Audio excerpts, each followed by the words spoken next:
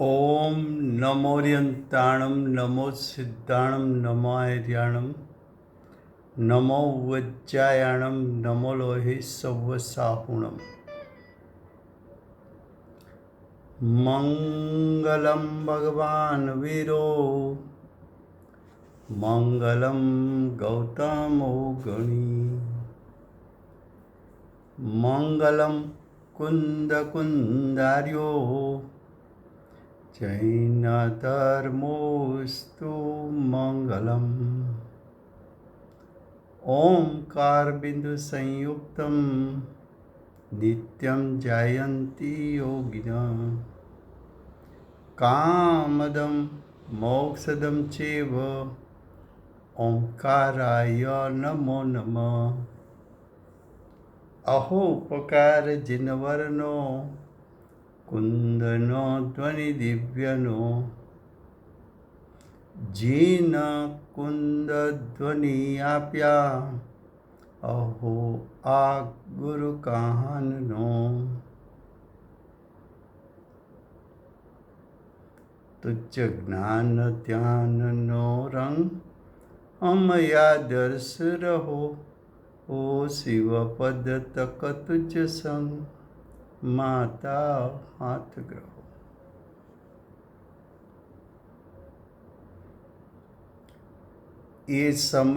આ સમયસાર નામનું પરમ અધ્યાત્મ શાસ્ત્ર છે. ભગવત કુંકુંદાચાર્ય દેવે માંગલિક કરીને સમયસારને કહેવાની પ્રતિજ્ઞા કરી છે. સમયસાર એટલે આત્માની અનંત ગુણાત્મક સત્તા. આત્મા સ્વભાવથી અનંત ગુણાત્મક પરિપૂર્ણ શુદ્ધ એમનું ત્રિકાળ સ્વરૂપ, એને આચાર્ય ભગવાન સમયસાર કહે છે.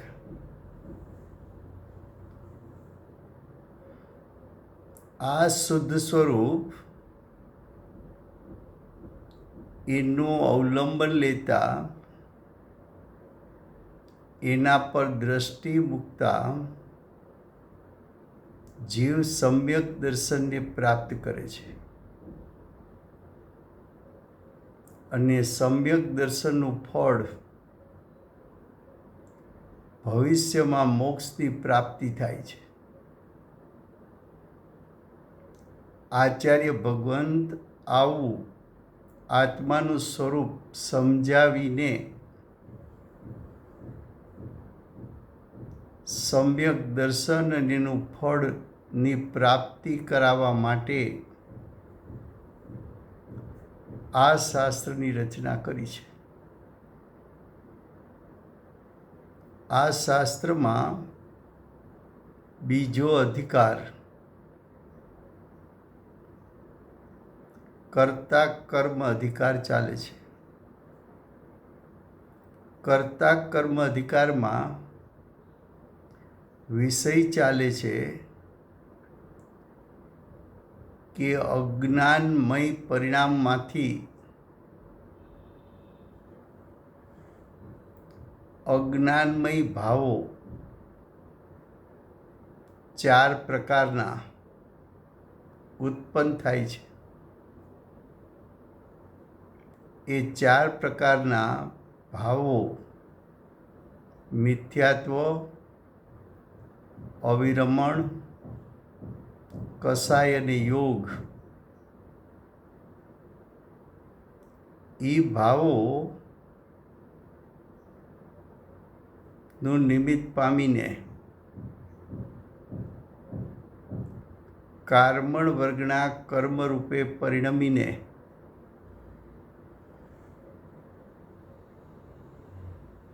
એ નવા કર્મો આત્મા સાથે બંધને પ્રાપ્ત થાય છે.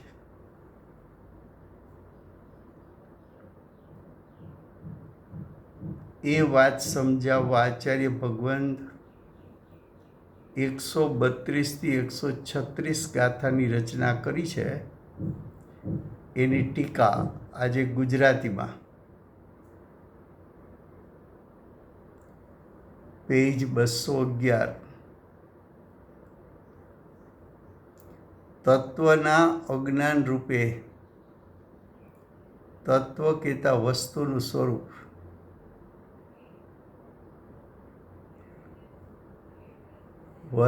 સ્વરૂપ જેવું છે તેવું ન જાણવું, પણ વસ્તુનું સ્વરૂપ જેવું નથી એવું જાણવું એને અજ્ઞાન કહે છે.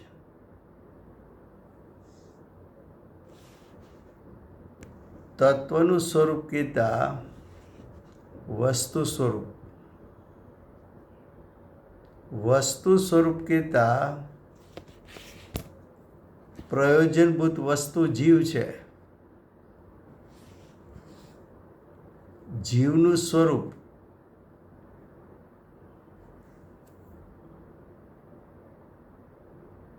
જીવ સ્વભાવથી શુદ્ધ છે, છતાં જીવને રાગી દ્વેષી જાણવો એ અજ્ઞાન છે. જીવ શરીરથી ભિન્ન વસ્તુ છે, છતાં મનુષ્યપણાને જીવ કેવો એ અજ્ઞાન છે.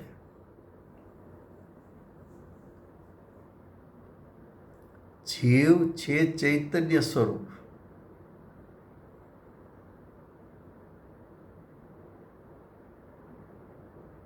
જીવ ચૈતન્ય સ્વરૂપ હોવા છતાં શરીરને ચૈતન્ય સ્વરૂપ માનવું, જાણવું એ અજ્ઞાન દશા છે.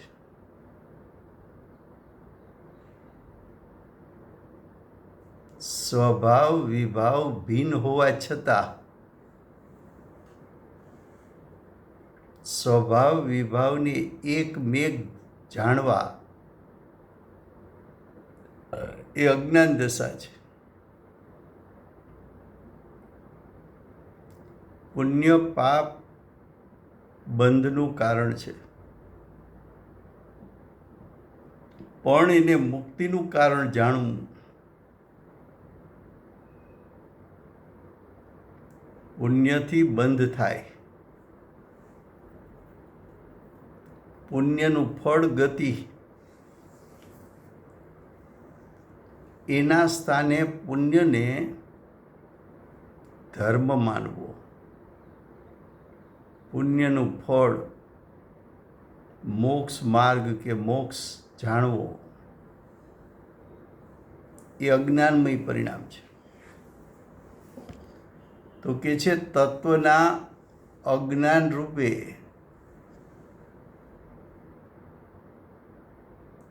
એનો અર્થ કર્યો છે કે વસ્તુ સ્વરૂપની અન્યથા ઉપલબ્ધિ, વસ્તુનું જેવું સ્વરૂપ છે એના કરતાં અન્યથા એ સ્વરૂપને જાણવો, એ સ્વરૂપની પ્રાપ્તિ. હવે કે છે અજ્ઞાન રૂપે જ્ઞાનમાં સ્વાદરૂપ થતો અજ્ઞાનનો ઉદય છે.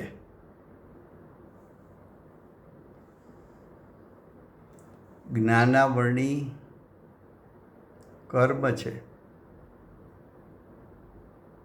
એ કર્મનો ઉદય આવ્યો, જીવ એની સાથે જોડાણો.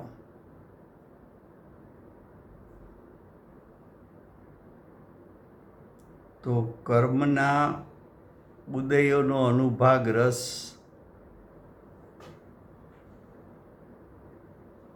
જ્ઞાનમાં જણાણો.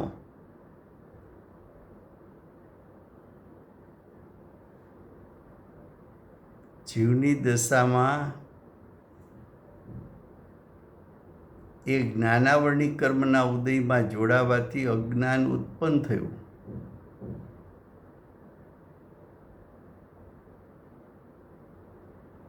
એ જ્ઞાન વેદનયુક્ત છે. એનો આસ્વાદ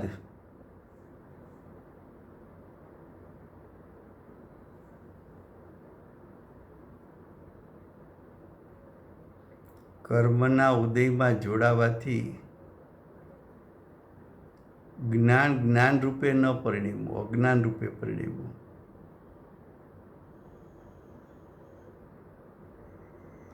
કર્મનો ઉદય અને વસ્તુ સ્વરૂપ કહેતા આત્માનું સ્વરૂપ એની ભિન્નતાનું ભાન ન કર્યું એટલે અજ્ઞાન ઉત્પન્ન થયું. એ અજ્ઞાનનો ઉદય, અજ્ઞાનનું પ્રગટ થવું. હવે જે સમયે અજ્ઞાન ઉત્પન્ન થાય છે ત્યારે સ્વપરનો વિવેક નથી. સ્વપરના વિવેકનો અભાવ છે. સ્વપરના વિવેકનો અભાવ હોવાથી પરમાં હું પણ કરે તો મિથ્યાત્વ ઉત્પન્ન થાય. હું જીવ છું કે શરીર, એના વિવેકનો અભાવ ત્યારે શરીરમાં હું પણ થાય તો મિથ્યાત્વની ઉત્પત્તિ થાય. સ્વભાવ અને વિભાવ પોતાની દશામાં ઉત્પન્ન થયેલા મોહ રાગ દ્વેષ એ વિભાવ, એમાં છુપાયેલો સ્વભાવ શુદ્ધ, બંને વચ્ચે વિવેકનો અભાવ. સ્વભાવનું સ્વરૂપ શું છે, વિભાવનું સ્વરૂપ શું છે, બંનેનું સ્વરૂપ ભિન્ન ભિન્ન છે. એવા જ્ઞાનનો અભાવ એટલે અજ્ઞાન ઉત્પન્ન થયું. ત્યારે વિભાવમાં હું પણ કરે છે. હું મોહી, હું રાગી, હું દ્વેષી. મોહ રાગ દ્વેષમાં હું પણ કરે, ઠીક પણ કરે તો એ મિથ્યાત્વની ઉત્પત્તિ છે. તો મિથ્યાત્વ અસંયમ,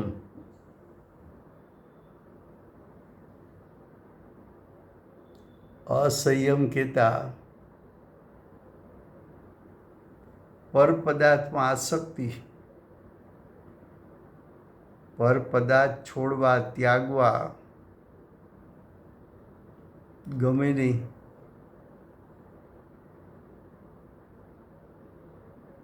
નકામી ચીજ હોય તો એ ઘરના કોક ખૂણામાં રાખી મૂકે, ક્યારેક કામ આવશે.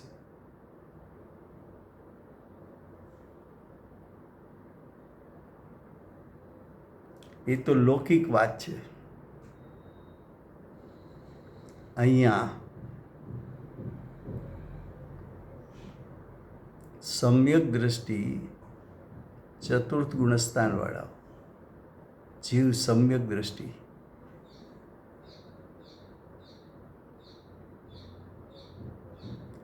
શુદ્ધિની વૃદ્ધિ કરતા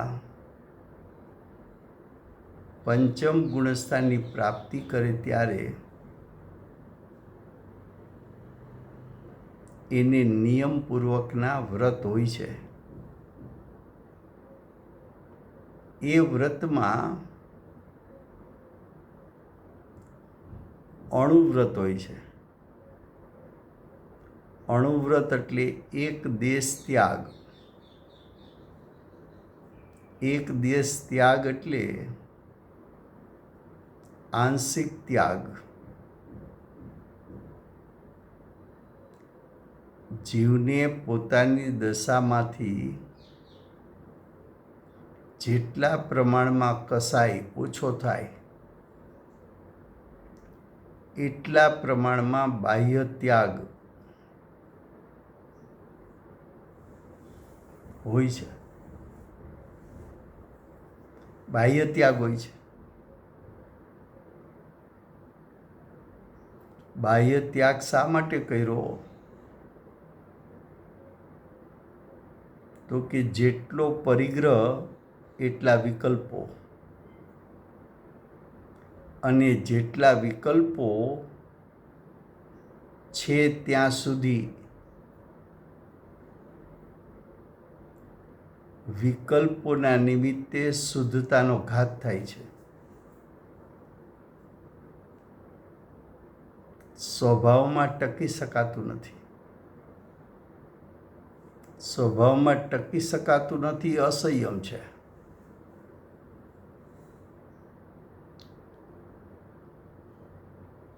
પર પદાર્થ છે તો છૂટા,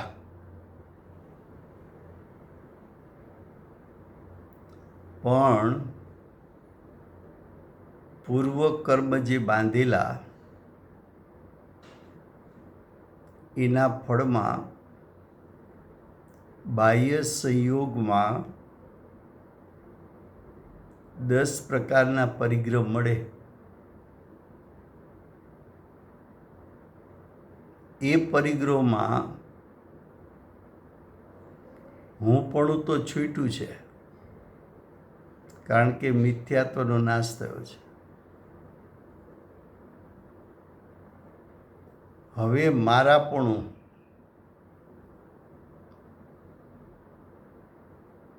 એ પણ છોડવું છે. એટલે કે ચારિત્ર બોન્યનો ઉત્પન્ન થતા રાગાદિ પરિણામ એનો પણ ત્યાગ કરવો છે. તો અંતરંગમાં શુદ્ધિની વૃદ્ધિ થાય તો સમ્યક દ્રષ્ટિને અપ્રત્યાખ્યાન કસાયનો નાશ થાય છે. જેટલો અંદર કસાયનો નાશ થયો એટલો ચારિત્ર મોહ ઘટી ગયો. જેટલી શુદ્ધિની વૃદ્ધિ થઈ એટલો કસાય નાશ પામ્યો. કસાય નાશ પામતા પર પદાર્થ પ્રત્યે નો રાગાદિ ભાવ છૂટે છે, ને પર પદાર્થ પ્રત્યે રાગાદિ ભાવ છૂટતા બાહ્ય વસ્તુનો ત્યાગ જોવા મળે છે. એને આંશિક સંયમ કહેવામાં આવે છે.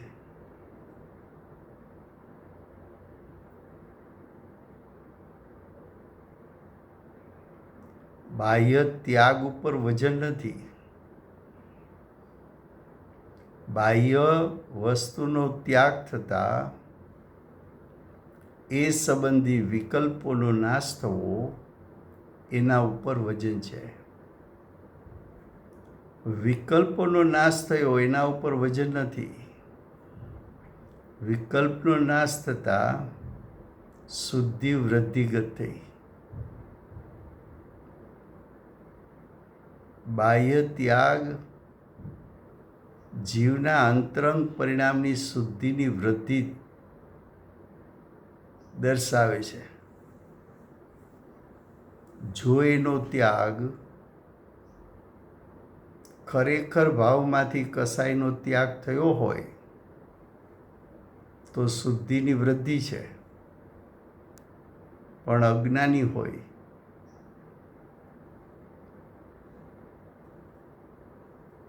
હઠ પ્રયોગ કરીને બાહ્ય ત્યાગ કરે,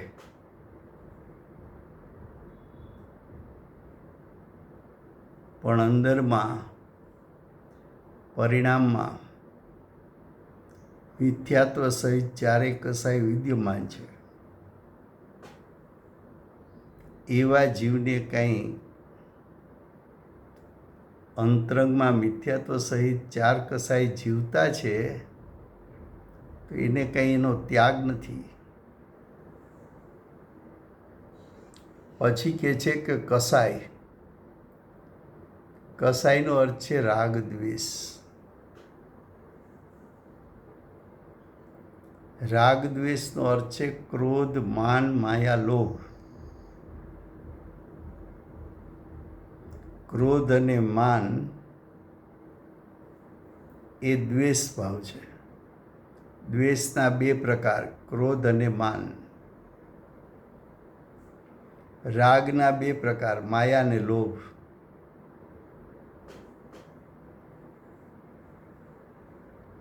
કસાય, ક્રોધ, માન, માયા, લોભ, ચારિત્ર ગુણની અશુદ્ધ પર્યાય એને કસાય કહેવાય.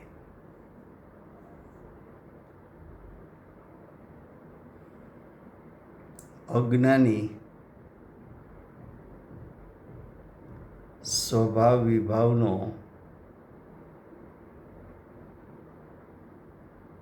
વિવેક એટલે ભેદ જાણતો નથી. એવા અજ્ઞાનીને રાગનો રાગ હોય છે.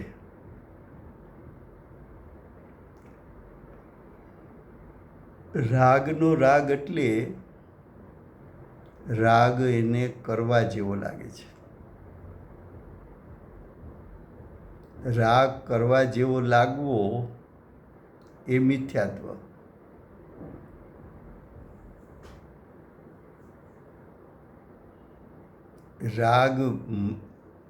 રાગમાં ઠીકપણું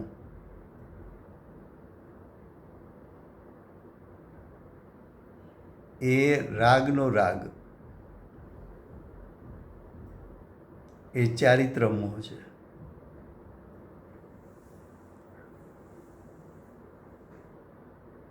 પર પદાર્થ હિતકારી લાગવા કે અહિતકારી લાગવા એ રાગ દ્વેષ છે. એ રાગ દ્વેષ છે.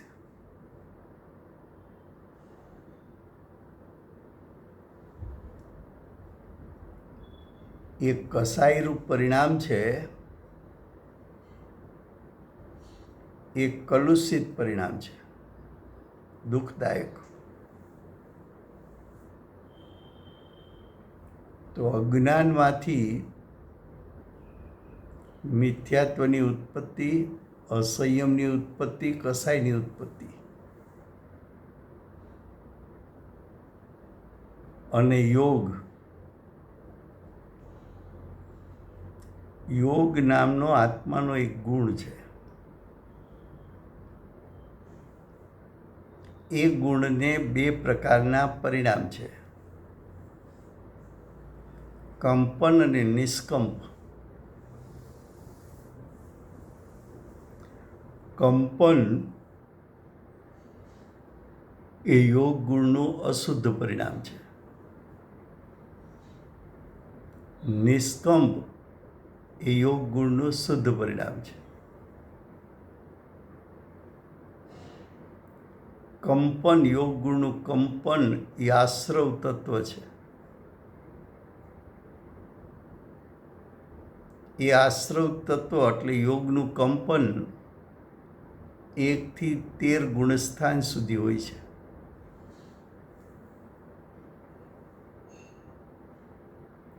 એ કંપનનું નિમિત્ત પામીને આત્મપ્રદેશે રહેલા કાર્મણ વર્ગણાના સ્કંધો પોતાની પરિણમન શક્તિથી કર્મરૂપે પરિણમે છે. એ કાર્મણ વર્ગણામાંથી જે 8 પ્રકારના કર્મ કંપનના નિમિત્તે ઉત્પન્ન થયા એ કર્મો આત્માના પ્રદેશે ચીપકવા માટે આવે છે ત્યારે જીવની દશામાં મિથ્યાત્વ કસાય જે ઉત્પન્ન થયા છે એ મિથ્યાત્વને કસાય ચિકાસવાળા પરિણામ હોવાથી આવેલા કર્મો આત્માના ક્ષેત્રે ચીટકી જાય છે, બંધાઈ જાય છે. તો અજ્ઞાનને કારણે જીવની દશામાં ઉત્પન્ન થયેલા મિથ્યાત્વ, અસંયમ, કસાયને યોગ એ પરિણામનું નિમિત્ત પામીને 8 પ્રકારના નવા કર્મ 4 ઘાતી 4 અઘાતી ઉત્પન્ન થાય છે. તો કર્મો ઉત્પત્તિનું કારણ જીવના 4 પ્રકારના ભાવો છે. જીવ જ્યાં સુધી મિથ્યાત્વ, અસંયમ, કસાય અને યોગ રૂપે પરિણમશે ત્યાં સુધી કર્મ વર્ગના કર્મ રૂપે પરિણમીને આત્માના પ્રદેશે ચીપકા કરશે.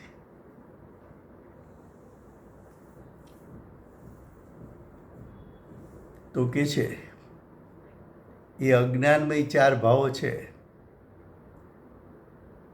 તત્વના અશ્રદ્ધાન રૂપે જ્ઞાનમાં સ્વાદરૂપ થતો મિથ્યાત્વનો ઉદય છે. શું કીધું? તત્વનું અશ્રદ્ધાન. અશ્રદ્ધાન કોને કહેવું?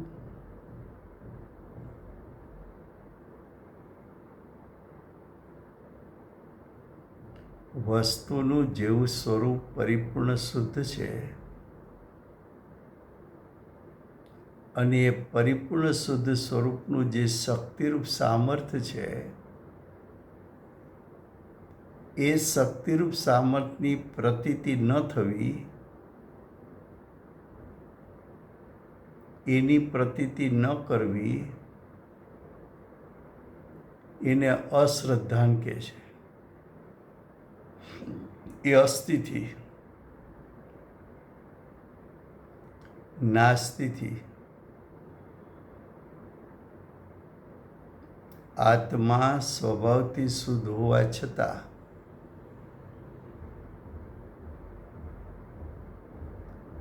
જીવ મોહી, રાગી, દ્વેષી છે એવું શ્રદ્ધાન કરવું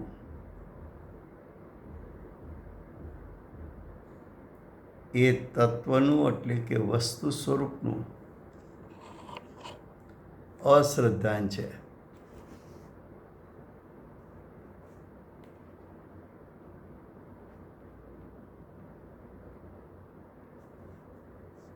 બીજું,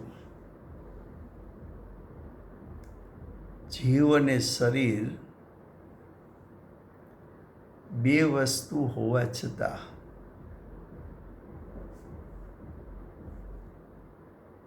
એક વસ્તુ માનવી એ અશ્રદ્ધાન છે.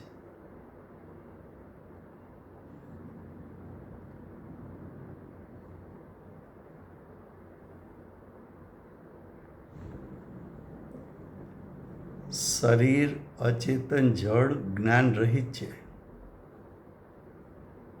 5 ઇન્દ્રિયો પણ જ્ઞાન સ્વભાવવાળી નથી.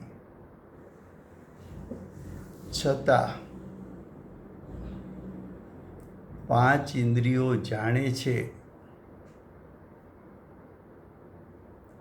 એમ માનવું એ વસ્તુ સ્વરૂપનું અશ્રદ્ધાન છે. તો કે છે તત્વના અશ્રદ્ધાન રૂપે જ્ઞાનમાં સ્વાદરૂપ થતો મિથ્યાત્વનો ઉદય છે. મિથ્યાત્વ કર્મનો ઉદય આવે અનાદિકાળથી ચક્કર કેમ ચાલે છે? તો કે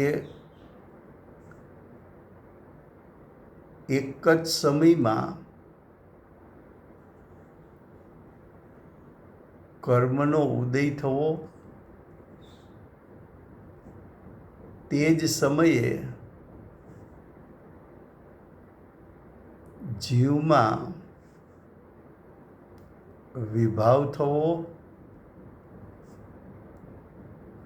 અને તે જ સમયે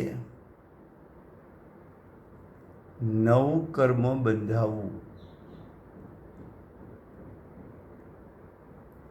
આવું દરેક સમયે આપણને અજ્ઞાનીને થાય છે. એ પ્રક્રિયા એટલી ફાસ્ટ છે.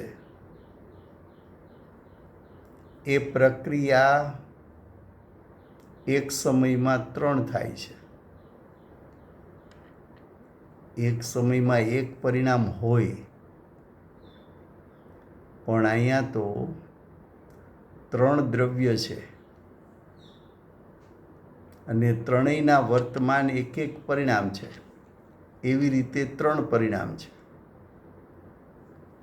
કર્મનો ઉદય પૂતગલ દ્રવ્ય છે.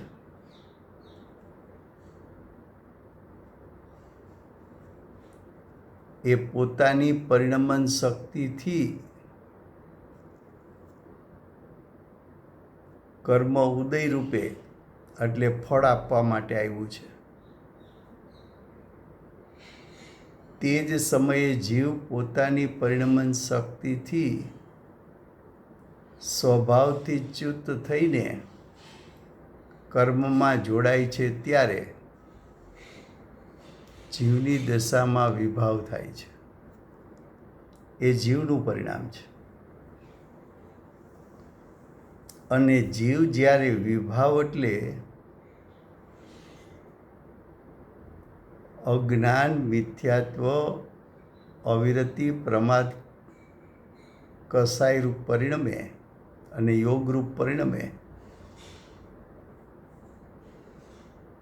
ત્યારે કાર્મણ વર્ગના ત્રીજું દ્રવ્ય, કાર્મણ વર્ગના પોતાની પરિણમન શક્તિથી કર્મરૂપે થઈને આત્મા સાથે નવા કર્મ ચીપકે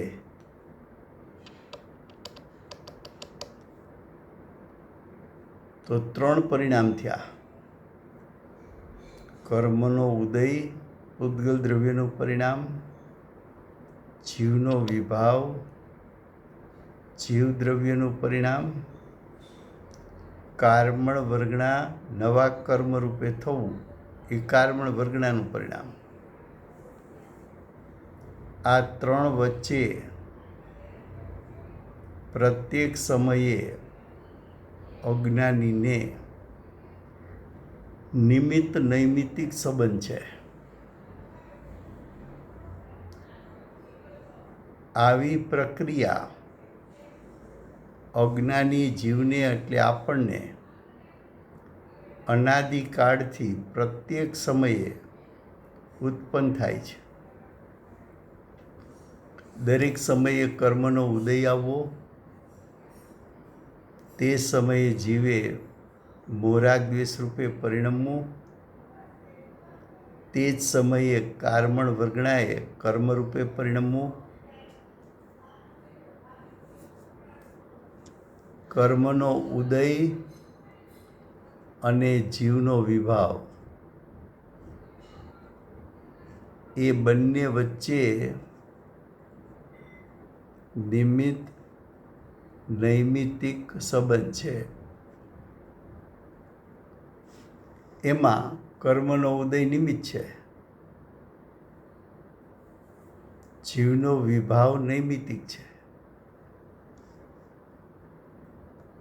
તે જ સમયે આવું હોય તો આપણે એનું બ્રેક કેવી રીતે પાડી શકે? આપણે કેવી રીતે એમાંથી છૂટા પડી હા. શકીએ, કેવી રીતે આપણે પાછા પડી શકીએ અને હમ. આત્મા તરફ આપણે પુરુષાર્થ કરીને આગળ વધી શકીએ. કારણ કે આ તો ચક્કર તમે જેમ કીધું એમ તો અનાદિકાળથી થઈ રહ્યો છે.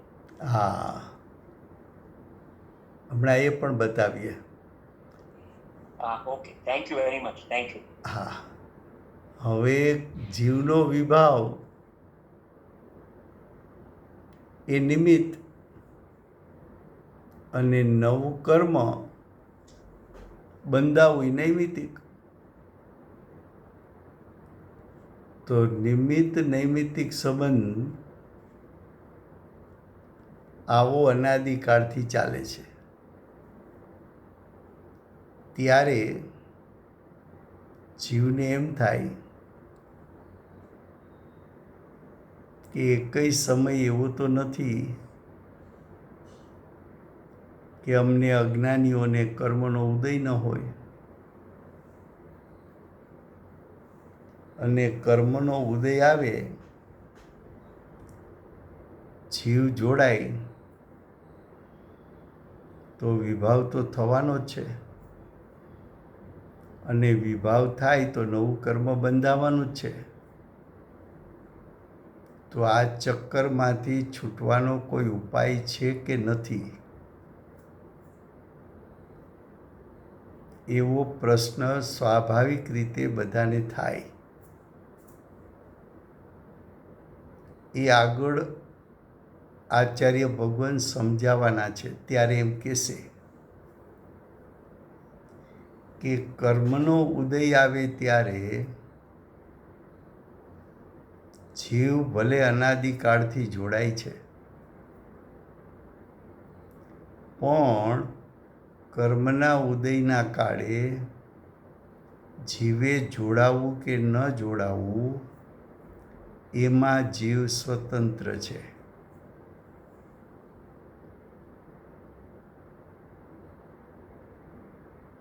એમાં જીવ સ્વતંત્ર છે. જોડાય તો વિભાવ થાય. હવે જીવ માટે બે પ્લે છે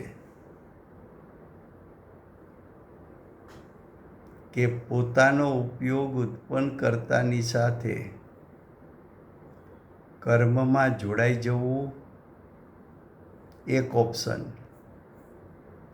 બીજું ઓપ્શન જ્ઞાયક સ્વભાવમાં જોડાઈ જવું.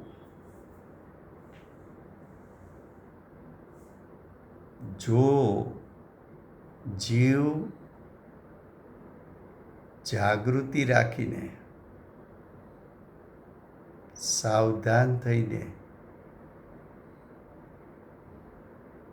જ્ઞાયક સ્વભાવની રુચિ કરીને જ્ઞાયક સ્વભાવનું ચિંતન મનન કરીને પોતાના ઉપયોગને જ્ઞાયક તરફ ઝુકાવ કરવા માગે તો ઉપયોગ જ્ઞાયક તરફ ઝુકાવ કરી શકે તેવો છે, એમાં જીવ સ્વતંત્ર છે. તો જ્ઞાનીઓએ શું કર્યું? તો કે કર્મના ઉદયના કાળે કર્મમાં ન જોડાણા, જાગૃતિ રાખીને પોતાના ઉપયોગને આત્માના શુદ્ધ સ્વભાવમાં લીન કર્યો તો એ આવેલા કર્મો ફળ આપ્યા વગર ખરી ગયા. એ કર્મોનું નામ હવે ઉદય નામ નહીં પડે, એ કર્મો નિજરી ગયા એમ કહેવાશે, ખરી ગયા. અને જીવ જ્ઞાયકમાં જોડાણો તો હવે જીવની દશામાં મોહ રાગ દ્વેષની ઉત્પત્તિ નથી. જીવની દશામાં મિથ્યાત્વ, અસંયમ, કસાય કે યોગનું કંપન ઉત્પન્ન નથી થયું. જીવમાં તો સમ્યક દર્શન, સમ્યક જ્ઞાન, સમ્યક ચારિત્ર અને નિષ્કંપતા ઉત્પન્ન થઈ છે, ત્યારે કાર્મણ વર્ગણા કર્મરૂપે પરિણમતી નથી. કારણ કે કાર્મણ વર્ગણાને કર્મરૂપે પરિણમવા માટે તો મોહ, રાગ, દ્વેષ આદિ પરિણામ નિમિત્ત હોય છે. પણ અહીંયા તો મોહ, રાગ, દ્વેષના સ્થાને વિતરાગતા પ્રગટ થઈ છે. માટે નવું કર્મ પણ બંધાતું નથી. તો જીવ છૂટવા ધારે તો છૂટી શકે છે. એ વિષયનો વિશેષ વિસ્તાર આગળ આવશે. હવે કહે છે કે આ મિથ્યાત્વનો ઉદય છે, અત્યાગ ભાવનો ઉદય છે, અસંયમનો ઉદય છે, કલુષિત પરિણામ, મલિન,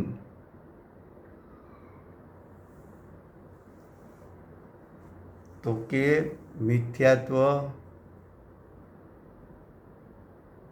અસંયમ, કસાય એના ઉદયો અને તે કાળે થતી પ્રવૃત્તિ શુભાશુભ, શુભ પ્રવૃત્તિ થાય તો યોગનું કંપન શુભ યોગ કહેવાય. અશુભ પ્રવૃત્તિ કરે તો યોગનું કંપન અશુભ કહેવાય. તો યોગના કંપનના બે પ્રકાર, શુભ યોગ અને અશુભ યોગ.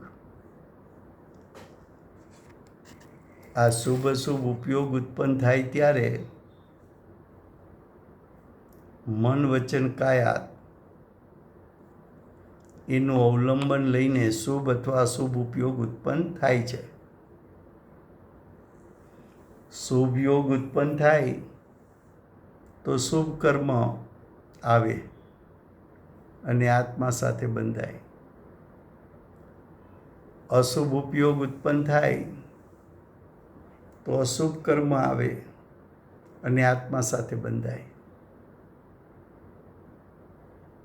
અહીંયા તો આ ગાથામાં એટલું જ બતાવવું છે કે જીવના અજ્ઞાનમય ભાવના કાળે કર્મના ઉદયો છે. જીવ ત્યારે વિભાવ રૂપે પરિણમે છે અને જીવ વિભાવ રૂપે પરિણમે છે એના નિમિત્તે નવા કર્મ બંધાય છે. આ તારી વર્તમાન સ્થિતિ છે.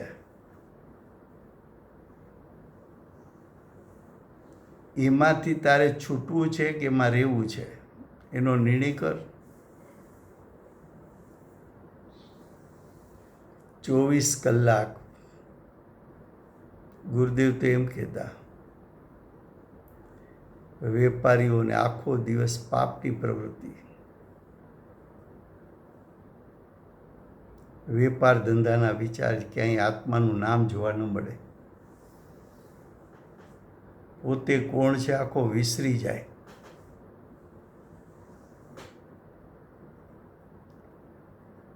ઉપયોગ પરમાં સ્વનું સ્વરૂપ શું છે એનો વિચારવાનો સમય નથી. બહુ થાય તો 24 કલાકમાં અડધો કલાક મંદિરે જઈ આવે તો એમ થાય કે ઓહો હવે ઘણું કર્યું. પાછો બોલે વટથી, અમારે રોજ મંદિરે જવાનું જ. દર્શન કર્યા વગર વેપાર ધંધા ઉપર અમે નથી જતા. પૂજા કર્યા વગર, અભિષેક કર્યા વગર દુકાને નથી જતા. એટલાથી સંતોષાઈ ગયો. પણ આત્માનું સ્વરૂપ પ્રાપ્ત કરવું છે, પરિણામમાં શુદ્ધતા પ્રગટાવવી છે, પરિણામમાં સમ્યક દર્શન જ્ઞાન ચારિત્ર પ્રગટાવવું છે, અને એ પ્રગટાવવા માટેની જે તાલાવેલી, એ પ્રગટાવવા માટે જોઈતો પુરુષાર્થ, એ પ્રગટ કરવા માટે જોઈતા બાહ્ય નિમિત્તો અને પોતાનો સ્વયં પુરુષાર્થ એ કરતો નથી. એટલે અનાદિકાળથી શું ચાલે છે? કર્મનો ઉદય આવે, હોંશે હોંશે જોડાઈ જાય,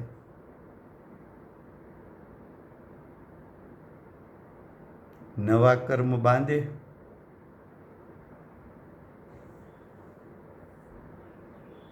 હોંશે હોંશે જોડાઈને મોહ રાગ દ્વેષની ઉત્પત્તિ કરે,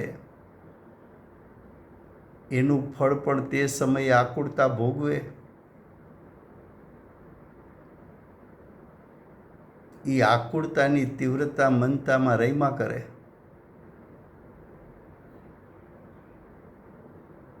એ આકુળતાની તીવ્રતા મનતા એ નવા કર્મનું કારણ બને.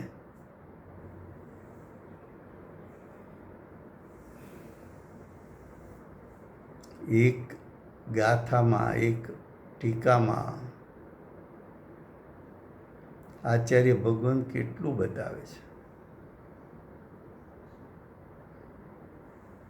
વાંચે તો પાછો અર્થ કરવા ઊભો ન રહે. આખું સળંગ વાક્ય વાંચી ગયો, પતી ગયું.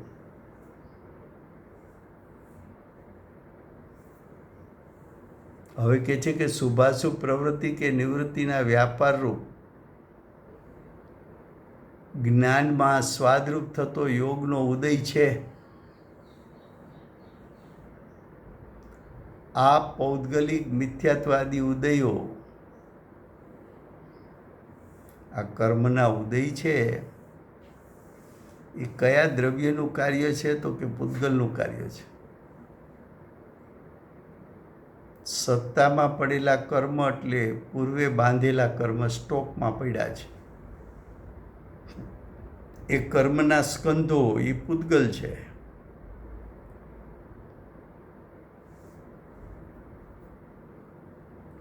એ કર્મો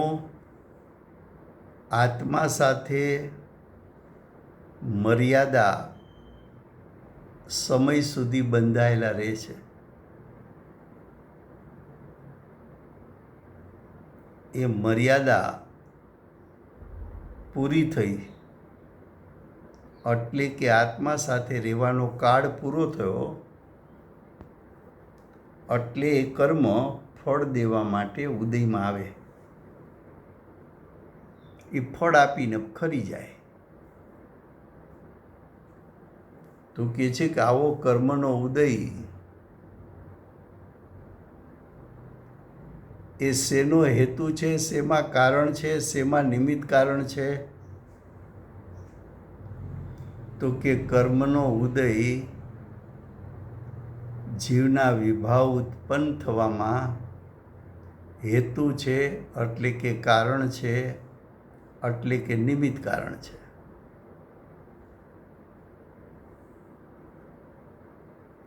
તો કર્મનો ઉદય જીવના વિભાવ ઉત્પન્ન થવામાં નિમિત્ત કારણ,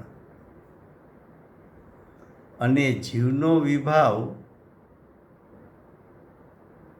નવા કર્મ બાંધવામાં નિમિત્ત કારણ.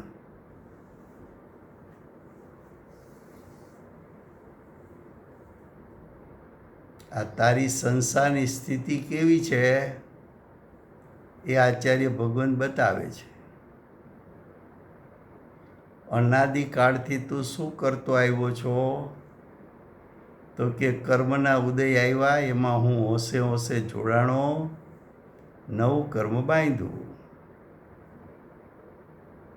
આ પ્રવૃત્તિ અજ્ઞાનીની, અનાદિકાળની, દરેક સમયની, આવી પ્રવૃત્તિ.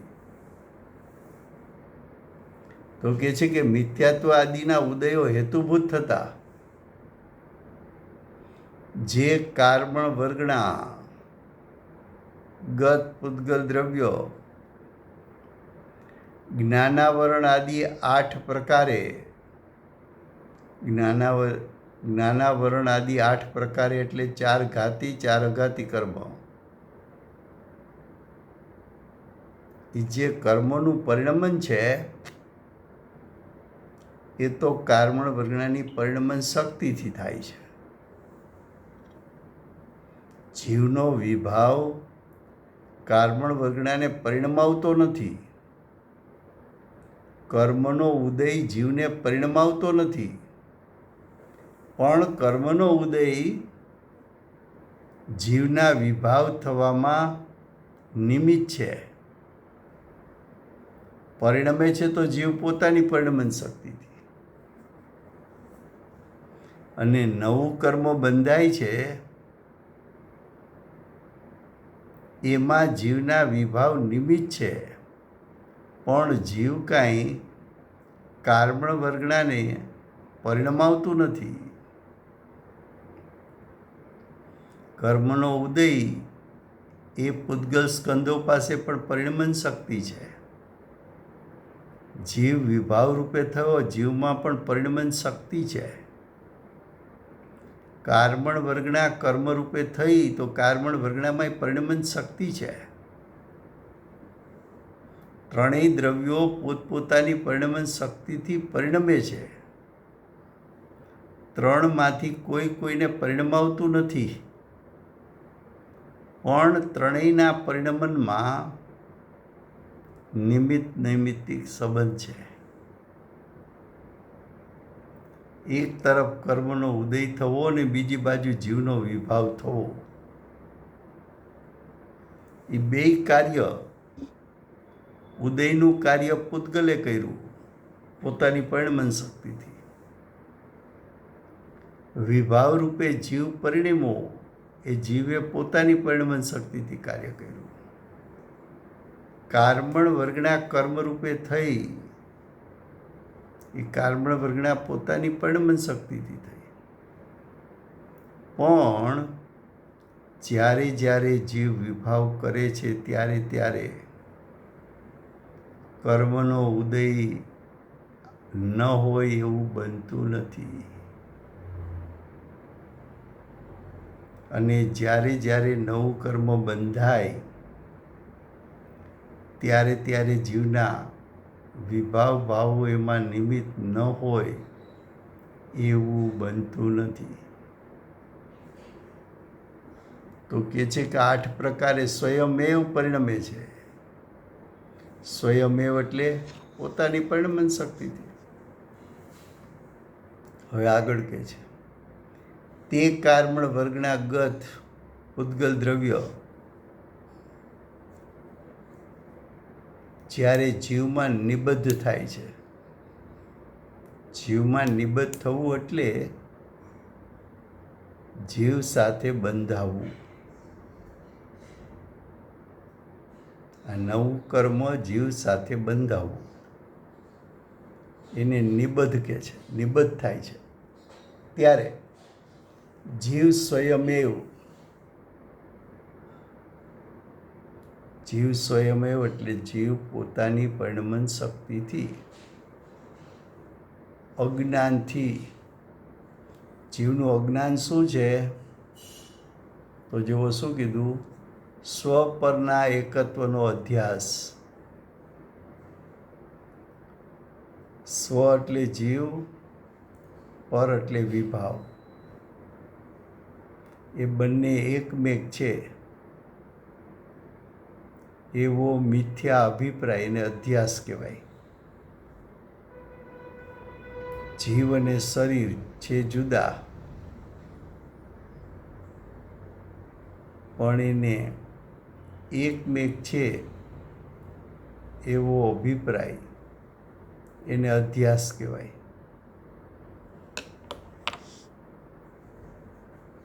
હવે બે છે છતાં એક માને તો આખું તત્વ વિપરીત થઈ ગયું.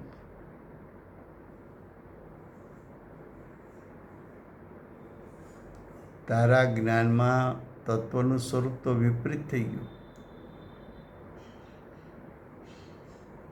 એટલે કે તું અજ્ઞાન રૂપે થઈ ગયો. તારા અભિપ્રાય પણ વિપરીત થઈ ગયા, એટલે અતત્વ શ્રદ્ધા થઈ ગયું.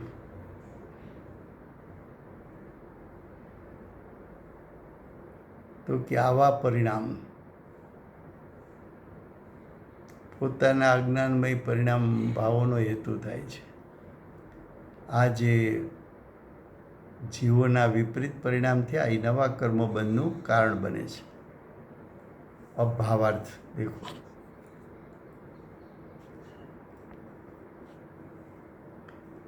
अज्ञान भाव के भेद रूप अज्ञान भाव के भेद 4: मिथ्यात्व, अविरति, कसाई और योग के उदयों, आ 4 प्रकार का जो उदय है वो पुद्गल परिणाम है. और उसका स्वाद, ये जो 4 प्रकार के कर्म के उदय है उसमें जुड़ने से जो आस्वाद आया, अतत्व श्रद्धा आदि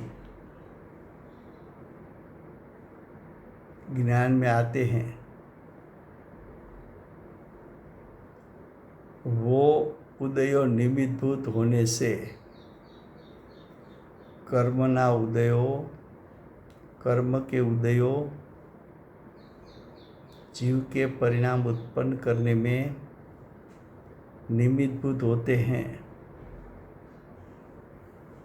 आगे कहा, कारण वर्गना रूप नया पुद्गलों,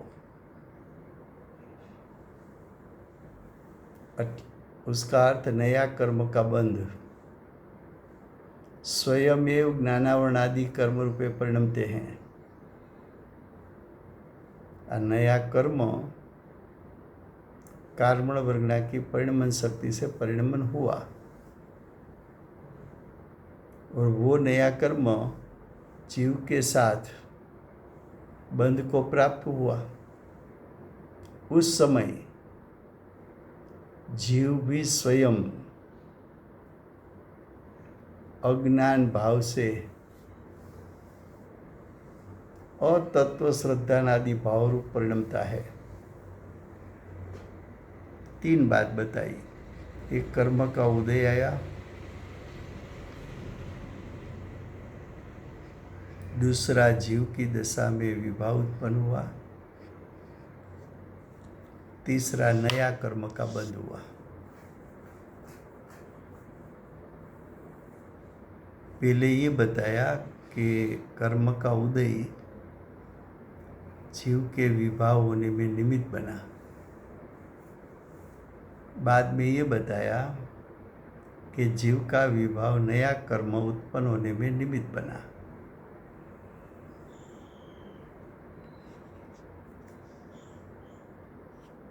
तो ये जो अज्ञानमय भाव जीव का है,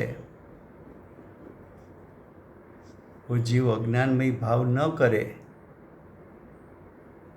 तो कर्म का उदय उसके प्रवाह क्रम में चला गया, निर्जर गया, और नया कर्म का बंध होता नहीं. समय हुआ है. कल से गाथा चलेगी 137-38. भावार्थ में जो बात बताई है वो ऊपर टीका में सब कुछ आ गई है. वर्तमान 24ના આખરી તીર્થંકર બાલ બ્રહ્મચારી મહાવીર ભગવાનનો જય હો. મહાવિદ્ય ક્ષત્રે બિરાજતા પ્રથમ તીર્થંકર, ધર્મ ધુરંધર, અનંત ચતુષ્ટયના ધારક, દિવ્ય ધ્વનિના દાતાર, શાસન ઉપકારી શ્રી સિમંદર ભગવાનનો જય હો. કડીકાળ સર્વજ્ઞ કેવળ જ્ઞાની તળેટીમાં બેઠેલા મા સમર્થ આચાર્ય ભગવત શ્રી કુંકુંદ આચાર્ય દેવનો જય હો. સમ્યક દર્શનની પ્રાપ્તિમાં વર્તમાન કાળે સમ્યક દર્શનનો ઉપદેશ આપનાર તીર્થના નાયક, તીર્થના સ્થાપક, તીર્થના પ્રવર્તક પરમ કૃપાળુ શ્રી સદગુરુદેવનો જય હો. પૂજ્ય ગુરુદેવના ભૂત વર્તમાન ભાવિ ભવોનો મહિમા બતાવનાર સ્વાનુભવ યુક્ત જાતિસ્મરણ જ્ઞાન યુક્ત પરસમૂર્તિ ભગવતી માતનો જય હો.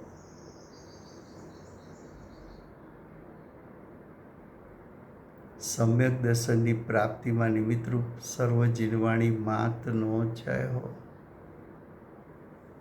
પૂજ્ય ગુરુદેવોની માતાજીની સાધના ભૂમિ સુવર્ણપુરી ધામનો જય હો.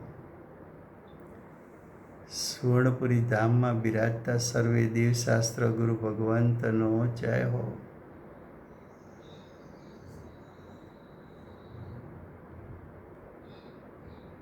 વર્તમાન ગુરુ અને ભવિષ્યના તીર્થંકર શ્રી સૂર્યકીર્તિ ભગવાનનો જય હો. શ્રી સૂર્યકીર્તિ ભગવાનના સંવત્સરણના મુખ્ય ગણધર દેવેન્દ્ર કીર્તિનાથ ભગવાનનો જય હો. પરમ દિગંબર જૈન ધર્મનો જય હો. Thank you very